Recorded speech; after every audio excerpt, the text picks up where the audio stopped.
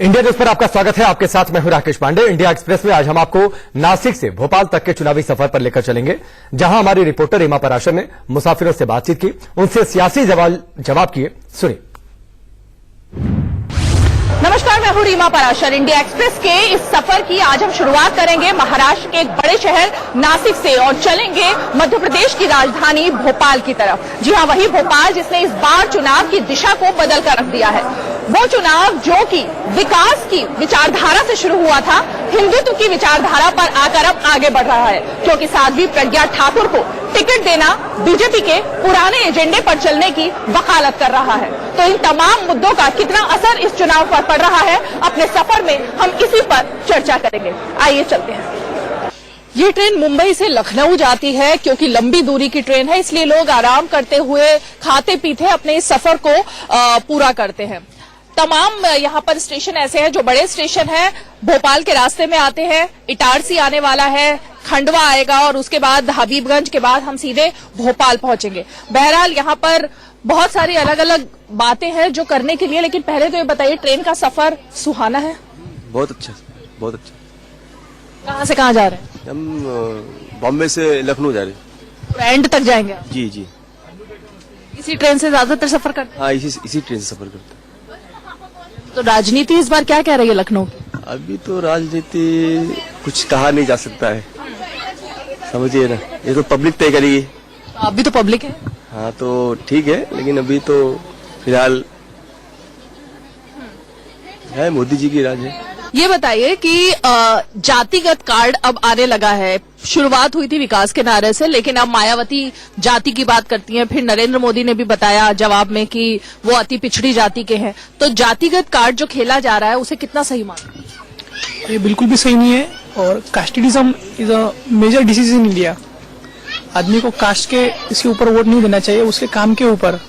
Modi ji single person is a PM, but उसकी वजह संसद जो है, लोकसभा सदस्य जो है, वो इतना अच्छा काम कर नहीं रहे हैं। मेजर क्वेश्चन जो है यहाँ पर, lot of student from agriculture, BTech, medical student, unemployment. 14 में जब इलेक्शन हुआ था, मोदी जी ने कहा था भाई हम अनएम्प्लॉयमेंट कम करेंगे। अभी इतने बेरोजगार है युवा जो है, एमएससी, एजी, पीजी, बीटेक, एमएससी, कुछ नहीं कर रहे हैं, जॉब है ही नहीं है। अभी उनको recent I am as a banker, specially उन्होंने मुद्रा, स्टैंड अप इंडिया, कुछ लोगों को दिया stand up India, Mudra, lot of scheme. और मोदी कहते हैं कि हमने इतने मुद्रा बांट दिया, ऐसा कुछ है ही नहीं यहाँ पर। आपके लिए कुछ नहीं हुआ आपको लगता? हाँ नहीं madam, I am as a agriculture officer, but जब प्रेजेंट कंडीशन जो है, बैंक की भी बहुत खराब कंडीशन है, एनपीए बढ़ रहा है और बैंकों के ऊपर बहुत ज्यादा हेवी लोड है। नोटबंदी हो गया, और कोई किसान, अगर कोई किसान का लड़का जाता है कि भैया मुझे मुद्रा चाहिए, तो बैंक उसको 2-3 बातें निकाल देते हैं बैंक से। यहाँ से रीजन यही है कि हो ही नहीं पाता है, क्योंकि उसकी रिपेमेंट कैपेसिटी है ही नहीं है। मुद्रा जी का, मोदी जी कहते हैं मुद्रा इतना बांट दिया, ये कर दिया, है ही नहीं ऐसा कुछ। राज ठाकरे भी काफी बात कर रहे हैं, आप लोगों ने सुना होगा।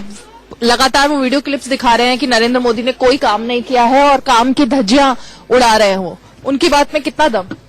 End of the day Raj Thackeray भी मोदी जी को ही सपोर्ट करेंगे, क्योंकि ये कोई स्टेट इलेक्शन है नहीं, ये कंट्री इलेक्शन है। तो राज ठाकरे जी भी मोदी जी को ही सपोर्ट करेंगे, क्योंकि उनके पास भी ऑप्शन नहीं रहेगा, क्योंकि सिर्फ देश का एक ही चेहरा है और वो है सिर्फ और सिर्फ ओनली एंड ओनली मोदी।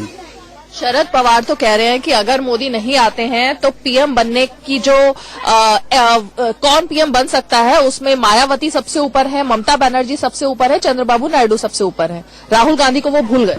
सवाल ही पैदा नहीं होता है कि कोई दूसरा कोई चेहरा भी आ सकता है, सिर्फ ओनली एक ही चेहरा है, वो है नरेंद्र मोदी। बस क्यों, ऐसा क्यों लगता है? क्योंकि अभी तक उनके अलावा और कोई चेहरा ही ऐसा नहीं है कि जो कोई काम किया है इस देश के लिए, और आगे कोई प्लान भी है इस देश को डेवलप करने का। ऐसा कोई प्लान भी नहीं है किसी नेता के पास।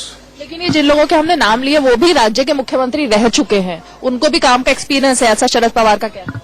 काम का एक्सपीरियंस मैटर नहीं करता मैम, इस देश के अलावा भी और भी बाकी जगहों से भी सपोर्ट होनी चाहिए। तो वो सारा चीज सिर्फ और पीएम मोदी ने ही किया है, और वो शायद आगे भी करते रहेंगे। देश का एग्रीकल्चर हो, इकोनॉमिकल स्टेटस हो, या वर्ल्ड वाइड जो भी चीजें डेवलप हुआ है, वो मोदी जी ने किया है। और कांग्रेस के ने तो सिर्फ 50-60 सालों में लूटा ही है, उसने कोई डेवलपमेंट किया ही नहीं है और ना ही वो आगे करने का कोई प्लान है उसका। प्लान तो खैर राहुल गांधी बहुत बड़े बड़े दे रहे हैं, उनके प्लान में कोई दम लगता है? जी दम लगता है। अभी वो आएंगे तो अपना दम दिखाएंगे। जैसे मोदी जी आए, उनका एक चेहरा था और वो जो है एक मोदी लहर चली थी। उसके बाद में लोग उनके भरोसे पर ही काम किए कि मतलब वो भरोसा करें कि मोदी जी आएंगे तो कुछ करेंगे। लेकिन अभी बेरोजगारी अपने देश में बहुत है। अभी हम लोग बीए करके घूम रहे हैं, कुछ नहीं है। कहीं 10,000 की नौकरी कर रहे हैं, कहीं 12,000 की नौकरी कर रहे हैं। ये क्या है सब? मोदी जी कह के आए थे कि हम इतना मतलब चलिए 15 लाख नहीं दें तो 15,000 तो कम से कम डाल दे किसी के खाते में, गरीब के। अभी खाद में है, मैं किसान उससे थोड़ा से आता हूँ। अभी खाद में है 50 किलो मिल रही थी, 45 किलो मिलने लगी। और उसके बाद में जैसे कह दिए किसान क्या हमेशा गाड़ी थोड़े ना चलेगा, उसके लिए तो खाद का मतलब कम होना चाहिए। और हम कुछ और लोगों से हम बात करने की कोशिश करेंगे। यहाँ पर आपका वोट है? कहाँ रहते हैं आप और कहाँ जा रहे हैं? बस्ती, लखनऊ से बस्ती जा रहा हूँ। लखनऊ से बस्ती जा रहे हैं, तो क्या इस बार सोचा है वोट के बारे में? सोचा विकास को वोट देने को। विकास को? हाँ, विकास हुआ है या अभी विकास करने के लिए वोट देंगे? विकास करने के लिए। मायावती और अखिलेश यादव का गठबंधन हुआ, अभी भी वैसी स्थिति है या स्थिति बदली? स्थिति तो बदल गई है। आपने उसका प्रमाण देखा था पिछले बार। इस बार भी उत्तर प्रदेश विकास की ओर अपना ध्यान देगी और अपना मत उन्हीं को देगी जो विकास के लिए योग्य होंगे, क्योंकि समय अनुसार सभी अब समझदार हो चुके हैं, जागरूक हो चुके हैं। आज सभी सोशल मीडिया सब यूज करना जानते हैं, तो सब कहाँ पे विकास हुआ कहाँ नहीं हुआ सब भली भांति जानते हैं। जाति आपके लिए काम करती है? हाँ करती है ना, बिल्कुल करती है। हाँ। कैसे? कैसे? वो अभी ये जो भाई ने बोले हमारे वही सब वैसे ही करते वो। आपके लिए मुद्दा क्या है? हमारे लिए नौकरी, बेरोजगारी को नौकरी मिले बस। आप क्या करते हैं? हम अभी बीकॉम बीएससी पास हुआ, मैं नौकरी के तलाश में हूँ। मूड जनता का है और मूड अंतिम समय तक, जब तक कि वोट नहीं दिया जाता तब तक बदल भी सकता है, ऐसा इनका मानना है। लेकिन यहाँ पर तो चर्चा बेरोजगारी की लगातार हो रही है। आपके लिए भी बेरोजगारी मुद्दा है या कोई और मुद्दा है? मुद्दा क्या है मैडम, एक्चुअली हम लोग क्या जब से जीएसटी आया है और ये जब से हम लोग बेघर हो गए हैं, कोई ना अपना जीएसटी लेना, अपना काम, पूरी कंपनी बंद हो चुकी है। तो अभी हम लोग क्या करेंगे, जाते हैं रोजगार नहीं हो तो फिर चले जाते हैं। मेरा ये मुद्दा है बस। जब से काम क्या करते हैं? हम कंपनी में काम करते हैं। तो जीएसटी का क्या असर हुआ? जीएसटी क्या, जब कंपनी अपनी नोटबंदी की है, पूरा रोजगार हमारे लोग का बंद हो गया, कंपनी बड़ी बड़ी सील कर दी है, कहाँ से लाएंगे? लेकिन उस बात को काफी समय हो गया, उसका असर अभी भी देखने को मिल रहा है? जी अभी कोई ऐसी कंपनी सील हो गई, कोई चालू नहीं हो रही है जी। अच्छा, तो कैसे अब आप गुजारा कर रहे हैं? अभी क्या करें, इधर उधर ठेले पे कुछ अपना चल रहा है। प्रधानमंत्री कौन बनेगा? देखो अभी कौन बनेगा, अभी उनकी तरफ से चेहरा कौन है? देखो अभी। क्या कह रहे हैं? मालूम ही नहीं तो बनेगा कौन मैडम। मैं तो बोलता हूँ ये टाइम फिर मोदी सरकार आना चाहिए, क्योंकि जो मोदी सरकार कर रहे हैं वो देश के लिए बहुत अच्छा काम कर रहे हैं। तो मेरा मानना है कि मोदी सरकार को 5 साल वापस आना चाहिए टाइम। आप कह रहे हैं अच्छा काम कर रही है, ये कह रहे हैं जीएसटी से ये अभी तक जूझ रहे हैं। पीछे हमने बात की, वो कह रहे हैं कि बेरोजगारी की वजह से वो जूझ रहे हैं। अच्छा काम क्या किया? अच्छा तो गरीबों के लिए उन्होंने बहुत काम किया है, वैसे फॉलो होना चाहिए, वो चीज मेन है। अभी जीएसटी तो साल भर हो गया उसको लक्ष्य है। हाँ। जो गया वो सब गया। अभी 50-60 सालों में जो चल रहा था भ्रष्टाचार, उसको कंट्रोल करने के लिए कुछ तो समय लगेगा ना। अब एक बैग तो नहीं हो सकता ना वो चीज। आपको ऐसा लगता है कि देश बदल चुका है? वो देश जो अभी तक सिर्फ जाति के आधार पे वोट देता था, इस बार विकास का नारा वही बुलंद कर रहा है? नहीं, अभी तो लोग क्या बहुत परिवर्तन हो गया है। अभी मोदी को लोग ने बहुत चाहा है, काम भी बहुत अच्छा किया उन्होंने, तो मेरे को लगता है अभी जातिवाद नहीं चलेगा। आप क्या सोच रहे हैं इस चुनाव? आप पहले बताइए कहाँ से कहाँ जा रहे हैं? मैं मुंबई से लखनऊ जा रहा हूँ। रहते कहाँ हैं? मैं मुंबई में रहता हूँ। मुंबई में क्या करते हैं?